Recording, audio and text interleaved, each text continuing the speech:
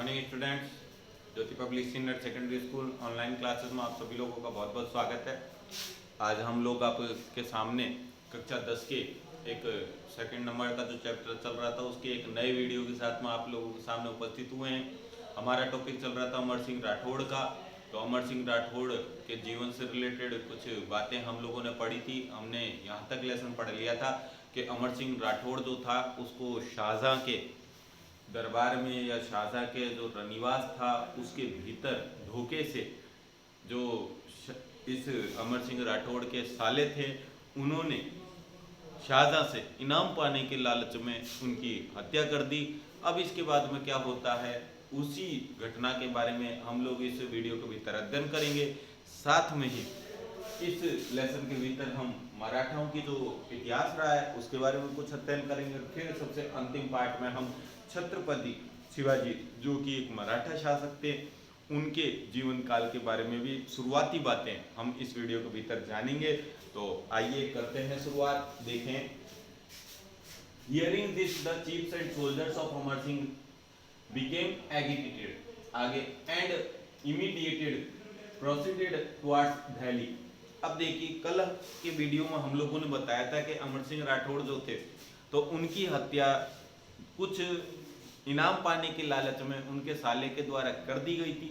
तो उसके बाद धोखे से मारा गया था अमर सिंह राठौड़ को। अब जैसे ही ये खबर पहुंची अमर सिंह राठौड़ के चहेते जागीरदारों के पास या सरदारों के पास, जागीरदारों के पास जैसे ही ये खबर पहुंची कि अमर सिंह राठौड़ को उनके साले के द्वारा धोखे से मार दिया गया तो उसके बाद वो सबके सब क्या हुए, एगिटेटेड वर्ड आया। इसका मतलब है आग बबूला हो गए, यानी कि उनको भयंकर गुस्सा आया कि एक राजपूत होकर के किस प्रकार से उसका साला ही उसके साथ गद्दारी कर सकता है, कैसे थोड़े से इनाम के लालच में अमर सिंह राठौड़ को मार सकता है।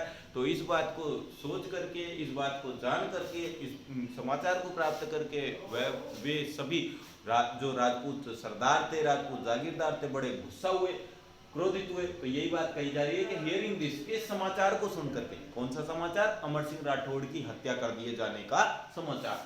The chiefs and soldiers of Amar Singh, और अमर सिंह के जो सैनिक थे और साथ में जो सरदार लोग थे, सामंत लोग थे, बिकेम एगिटेटेड, वे आग बबूला हो गए, भयंकर क्रोधित हो गए, and immediately proceeded towards Delhi, और उन्होंने तुरंत मानस बना लिया कि वे दिल्ली की ओर कूच करेंगे, रवाना होंगे। And entered into Shahjahan residence, और उन्होंने सीधा जा करके जो शाहजहां थे जिनके दरबार में इनकी हत्या की गई थी धोखे से, तो सीधा जा करके उन्होंने शाहजहां के उस अंतःपुर में कह सकते हो या उनके रनिवास में कह सकते हो, उनके महल में कह सकते हो, निवास स्थान पर कह सकते हो, उसके अंदर उन्होंने प्रवेश किया। आगे थ्रो कन्फ्रंटिंग द एनिमी, क्या करते हुए, शाहजहां के सैनिकों का जो कि दुश्मनों के रूप में मौजूद थे उनका सामना करते हुए, यानी कि राजपूत सरदारों ने बड़ी बहादुरी से मुगल सैनिकों का सामना करा, उनका सर काटते हुए आगे बढ़ रहे थे। इसके बाद क्या हुआ, red fort's Bukhara gate was closed using bricks the same day.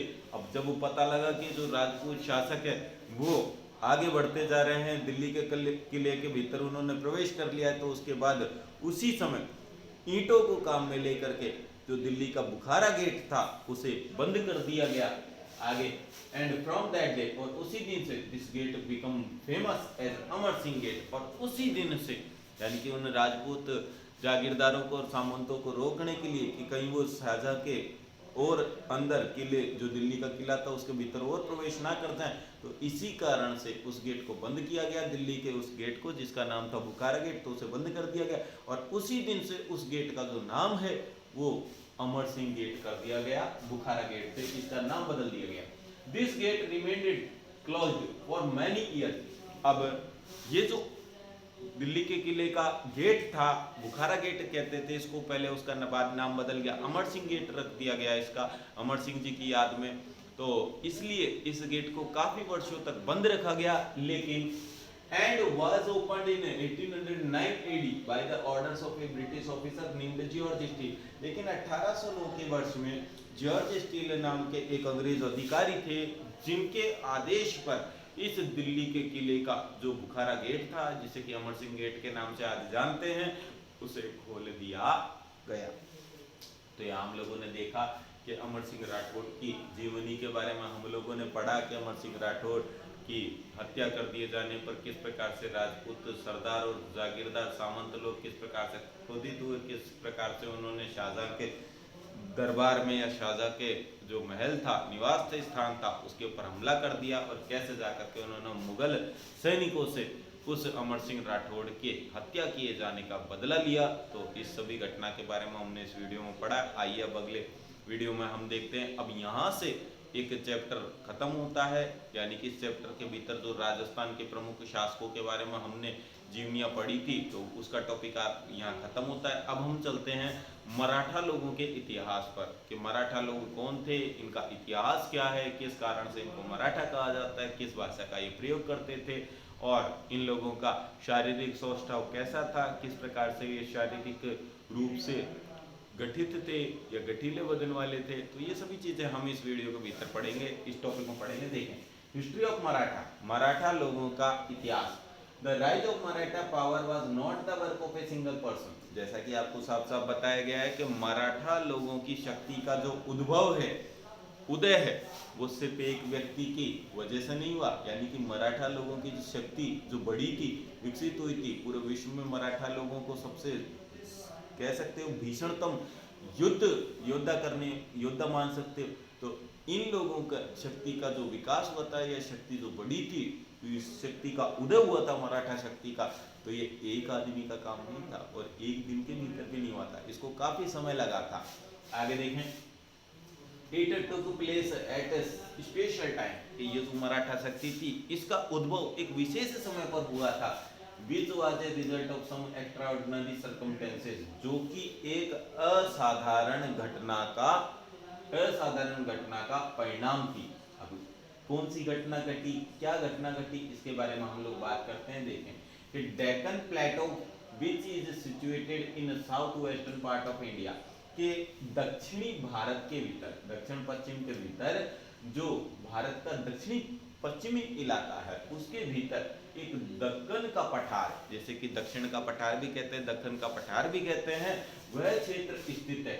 आगे is known as present Maratha Maharashtra, और जिसे कि वर्तमान में उस दक्षिण के पठार को, जो कि दक्षिण पश्चिम में स्थित है, उसे आज वर्तमान समय में हम महाराष्ट्र के नाम से जानते हैं। आगे बात करते हैं, as most of the part is a plateau. अब जैसा कि कहें कि महाराष्ट्र के आसपास का जो ये इलाका था, दक्षिण का जो पठार था, ये अधिकतर हिस्सा इसका पठारी क्षेत्र है, पहाड़ी क्षेत्र है। आगे the resident of this place, और इस पठारी क्षेत्र के भीतर रहने वाले जो लोग हैं, रेजिडेंट का अर्थ होता है निवासी, have been laborious and brave. वो कैसे रहे, लेबरियस, लेबरियस का अर्थ होता है परिश्रमी, मेहनती रहे हैं, एंड ब्रेव, और साथ में ही बहादुर होते हैं। आगे कहते हैं द रेजिडेंट्स ऑफ महाराष्ट्र, के महाराष्ट्र के जो निवासी हैं, who are known as Maratha, जिन्हें कि मराठा के नाम से जाना जाता है। यानी कि महाराष्ट्र निवासी जो लोग हैं, उनको मराठा के नाम से जाना जाता है। आगे are short in height and stout physical, sorry ये साउंड है बेटा, थोड़ा सा गड़बड़ हो गया, देखें ये है साउंड। तो यहाँ ये चीज कही गई है कि देखें, द रेजिडेंट ऑफ महाराष्ट्र, कि महाराष्ट्र के जो निवासी हैं, who are known as Maratha, जिनको कि मराठा के नाम से जाना जाता है, इन शॉर्ट इन हाइट, यदि इनको कदकाठी के रूप से देखा जाए, तो इनकी यदि लंबाई की बात की जाए, तो ज्यादा अधिक लंबाई वाले लोग नहीं रहते हैं, बहुत छोटी कदकाठी के लोग रहते हैं, लेकिन विद साउंड फिजिकल बिल्ट, लेकिन बड़े मजबूत शरीर को धारण करने वाले ये सभी शासक होते हैं। आगे हम बात करते हैं, दे वर स्किल्ड इन गुरिल्ला वारफेयर, कि दे आर स्किल्ड का मतलब होता है दक्ष होते हैं, निपुण होते हैं, कुशल होते हैं, इन गुरिल्ला वारफेयर, गुरिल्ला का अर्थ होता है गुरिल्ला, ये एक प्रकार का जानवर का नाम है, और वारफेयर का अर्थ होता है युद्ध प्रणाली। यानी कि जो ये मराठा लोग हैं, मराठा शासक थे उस समय के, वो गुरिल्ला पद्धति के अंदर, गुरिल्ला युद्ध पद्धति के भीतर कुशल थे। अब ये गुरिल्ला युद्ध पद्धति क्या है, तो देखिए, गुरिल्ला युद्ध पद्धति उसी प्रकार की युद्ध पद्धति है जैसे कि आप लोगों ने अभी पिछले वीडियोस में महाराणा प्रताप के युद्ध पद्धति के बारे में पढ़ा था, कि पहाड़ एक दुश्मनों की सेना को इस जगह पर ला करके खड़ा कर दिया जाता था कि वो दोनों तरफ से कहीं भी नहीं भाग सकती थी, और जो बाकी अन्य सेना के जो लोग थे, यानी कि जो दूसरा पक्ष हुआ करता था, वो पहाड़ों के या चट्टानों के ऊपर चढ़ जाया करता था, तो वहाँ से बड़े बड़े पत्थरों को या बड़े बड़े पेड़ों की डालियों को नीचे गिरा गिरा करके सैनिकों को मारा करते थे, और ऐसी ही युद्ध प्रणाली को वे अपनाया करते थे। आप लोगों के लिए बता दें, साथ में ही गुरिल्ला नाम का जो जीव होता है वो छुप करके वार करता है किसी भी अपने दुश्मन पर। तो उसी प्रकार की युद्ध प्रणाली को शिवाजी और मराठा शासकों ने अपना रखा था। तो ये जो मराठा लोग हैं, ये गुरिल्ला युद्ध पद्धति के अंदर बड़े कुशल हुआ करते थे, बड़े एक्सपर्ट हुआ करते थे।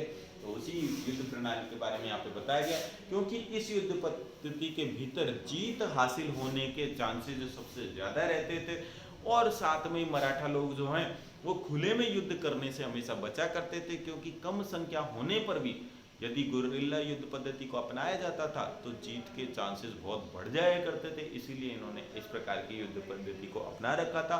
और मराठा इतिहास के बारे में यदि पढ़ें तो शायद ही कोई मराठा शासक ऐसा रहा हो जिसने कि इस गुरिल्ला युद्ध पद्धति को ना अपनाया हो। तो आइए देखते हैं आगे कि तो जैसा कि यहाँ पे कहा गया है कि दे लार्जली अवॉइडेड ओपन बैटल्स, कि ये लोग जो हैं लार्जली का अर्थ होता है पूरी तरह से, लार्जली का अर्थ होता है पूरी तरह से, ये जो मराठा लोग तो पूरी तरीके से ओपन बैटल खुले में युद्ध करने से बचते थे।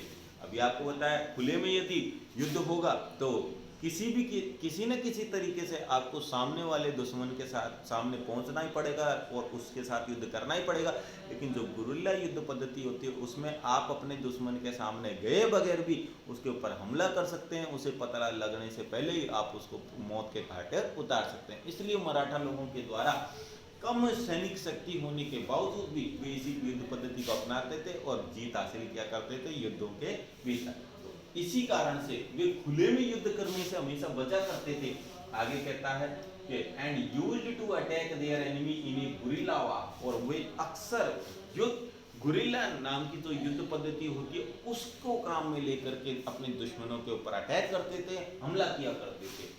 अब आगे कहता है and used to snatch money from them, और साथ में ही इस प्रकार की युद्ध प्रणाली को जब काम में लिया जाता था तो इससे जो दुश्मन है वो भी एकदम से चौंक जाया करता था कि ना जाने कहां से दुश्मन सामने आ गया। और ऐसी युद्ध प्रणाली को अपनाने के बाद जो मराठा लोग थे वो अपने दुश्मनों से सारा का सारा धन छीन लिया करते थे और छीन करके अपने पास कलेक्ट कर लेते थे, इकट्ठा कर लेते थे। द रिलीजियस रिफॉर्म्स एंड भक्ति मूवमेंट्स, अब यहाँ कहा गया है कि धार्मिक सुधार और जो भक्ति आंदोलन है which took place in 15th and 16th century, जो कि यानी कि जो भक्ति आंदोलन थे 15वीं और 16वीं शताब्दी के अंदर शुरू हुए थे। अब ये भक्ति आंदोलन क्या है और धार्मिक सुधार क्या है?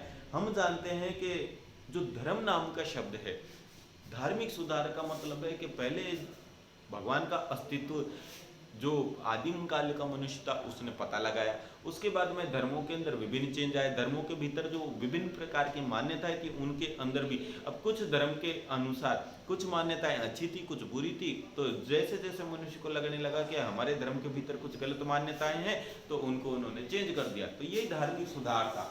और दूसरी बात यहाँ पर कहा गया है कि जो भक्ति आंदोलन था, अभी भक्ति आंदोलन क्या था?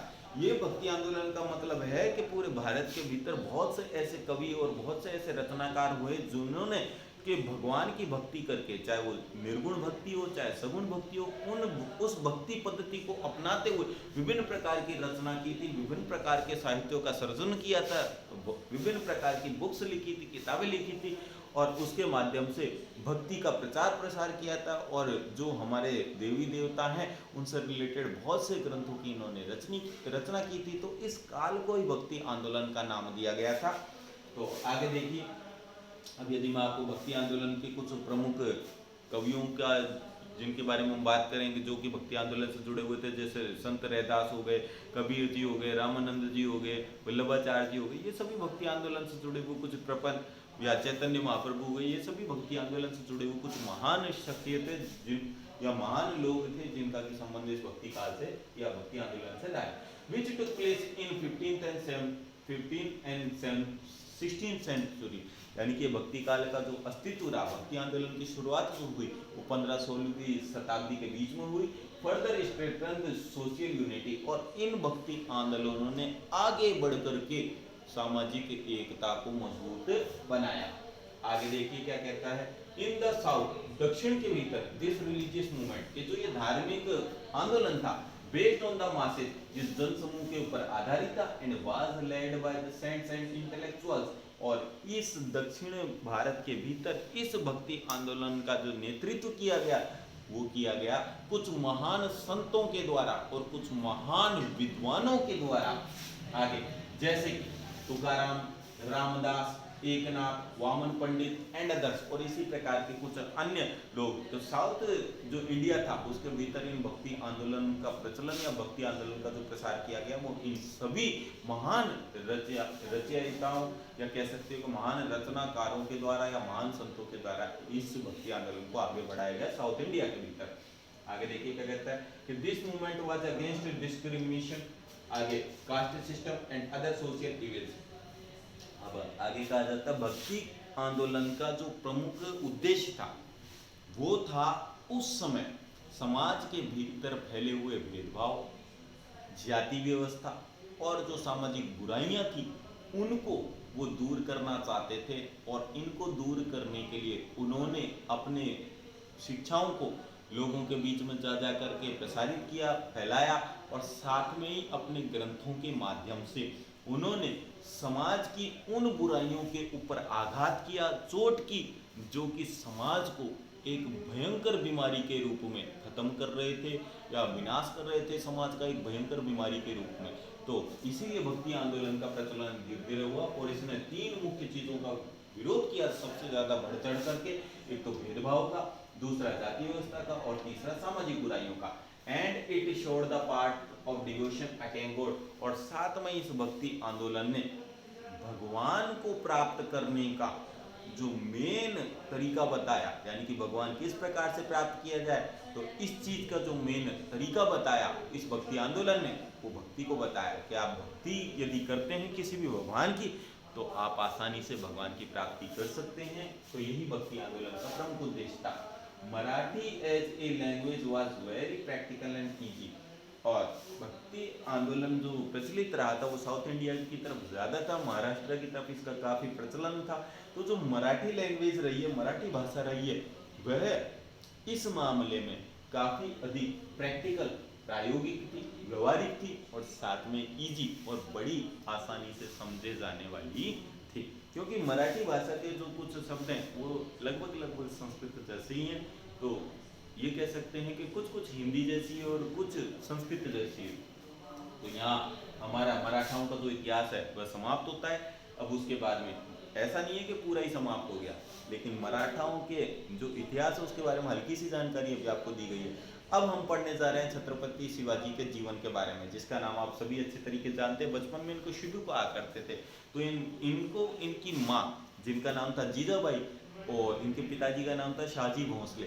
तो इनकी जो माँ थी जीजाबाई, उन्होंने स्वामी समर्थ रामदास, जो जीजाबाई के भी गुरु थे, उनकी शरण में भेज दिया था। एक बार स्वामी समर्थ रामदास ने क्या किया कि उन्होंने सोचा कि अपने शिष्यों की क्यों ना मैं परीक्षा लूँ।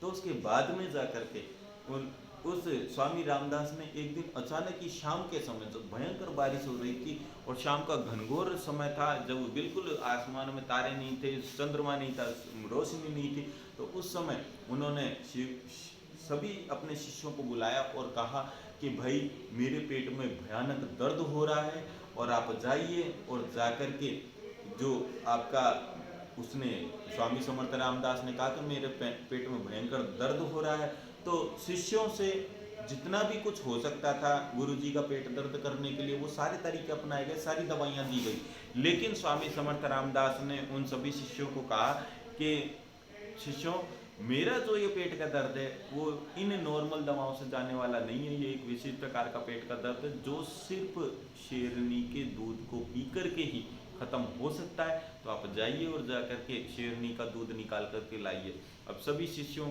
ने जैसे ही इस बात को सुना तो सभी को सांप सूंघ गया, सभी के सभी घबरा गए कि कैसी शर्त रख दी गई है गुरुजी के द्वारा, कैसे हम जाएं और कैसे शेरनी का दूध लाएं। कोई गाय का बच्चा नहीं है, शेरनी का दूध है, कैसे लेके आए। तो सबको डर लगने लगा। लेकिन इतना सा आज्ञा को सुनना था कि शिवाजी अपनी तलवार को लेकर के गए और तुरंत जंगल की तरफ बढ़ दिए और वहाँ से जाकर के बड़ी बहादुरी के साथ एक ऐसी शेरनी को उन्होंने देखा कि जो कि अपने बच्चों को दूध पिला रही थी और बड़ी बहादुरी के साथ में जाकर के वे शेरनी का दूध निकाल के लाए और ला करके उन्होंने स्वामी समर्थ रामदास के सामने पेश कर दिया। अब गुरुजी ने जब देखा अपने उस शिबू नामक शिष्य की भक्ति को देखा, गुरु भक्ति को देखा, तो उसको देख करके वो बड़े प्रभावित हुए और उन्होंने शिव का आशीर्वाद दिया कि आगे चल करके तेरा पूरे भारत के भीतर और पूरे विश्व के भीतर तेरा नाम बड़े सम्मान से लिया जाएगा। गुरु जी के साथ आशीर्वाद को पा करके शिव बड़ा खुश हुआ। तो ऐसे थे ये महान शिवाजी जिनके जीवन काल से रिलेटेड एक छोटी सी बात थी। तो उसी छत्रपति शिवाजी के बारे में हम बात करते हैं कि 1627 से लेकर के 1680 एडी तक इनका समय काल रहा, शासन काल रहा। आगे जीवन काल रहा। Shivaji was born on 20th April 1627 at Shivner fort.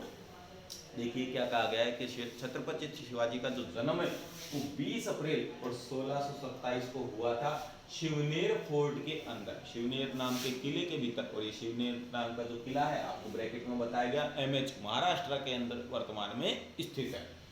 He was the son of Shaji भोंसले's first wife Jijabai. अब ये जो छत्रपति शिवाजी थे ये शाजी भोंसले नाम के इनके पिता थे और उनकी पहली पत्नी थी जीजाबाई। तो जीजाबाई के ये पुत्र थे, ध्यान रखना है, शाजी भोंसले इनके पिताजी थे और जो इनकी माँ का नाम है वो जीजाबाई था। आगे और जीजाबाई जो है वो शाजी भोंसले की प्रथम पत्नी थी। Shaji was a Bijapur aristocrat. अब ये एरिस्टोक्रेट का मतलब होता है सामंत, कि जो शाजी भोंसले थे वो बीजापुर नाम की जागीर के जागीरदार थे, सामंत थे। Who married another lady named Tukabai Mohite. अब जो ये बीजापुर के जागीरदार थे, सामंत थे, शाजी भोंसले, इन्होंने जीजाबाई के साथ विवाह करने के पश्चात भी क्या किया कि तुकाबाई मोहिते नाम की एक दूसरी महिला के साथ में भी शादी की। फॉर दिस रीजन, और इसी कारण से Jijabai didn't live with him. इसी कारण से जीजाबाई ने अपने आत्मसम्मान को गिरता हुआ देख करके उन्होंने कहा कि मैं ऐसे व्यक्ति के साथ में नहीं रह सकती जिसने मेरे जीते जी किसी अन्य महिला के साथ में शादी कर लियो। तो उन्होंने शाजी भोंसले को छोड़ दिया। आगे एज ए चाइल्ड, और उस शिवाजी को जो कि नन्हे से थे, बच्चे थे उस समय, उसको अपने साथ लेकर के चले गए। एज ए चाइल्ड, बच्चे के रूप में या एक छोटे से बालक के रूप में, Shivaji was brought up by local guardian Dadoji Kondadev. अब उसके बारे में कि जो शिवाजी थे जब बचपन बहुत ही छोटी उम्र के थे तो उनको उनके स्थानीय गार्जियन संरक्षकों के द्वारा उन्हें पाला गया, उनका पालन पोषण किया गया, जिनका नाम था दादोजी कोंडदेव। तो उनके द्वारा इस शिवाजी का बचपन में या बहुत छोटी सी उम्र के अंदर इनका लालन पालन किया गया।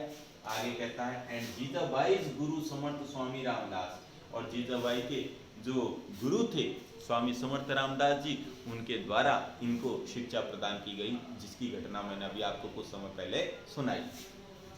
They inspired him to protect the motherland। अब दोनों ने मिलकर के, जीजाबाई ने, स्वामी समर्थ रामदास ने, दादोजी कोंडदेव ने, सभी ने मिलकर के इसके भीतर अपनी मातृभूमि की रक्षा करने का जो संदेश था और जो मैसेज था वो इनके दिमाग में अच्छे से बैठा दिया। इनके दिमाग में अच्छे से ये बात फीड कर दी, अच्छे से इनको समझा दिया कि देश, अपने देश की या अपने वतन की, अपनी मातृभूमि की रक्षा से बड़ा कोई कर्तव्य नहीं, कोई जिम्मेदारी नहीं है। तो इसलिए मातृभूमि की रक्षा करने के लिए हमेशा हमें तैयार रहना चाहिए। यही संदेश और यही बात उनके दिमाग में, उनके बचपन से उनके भीतर डाली गई।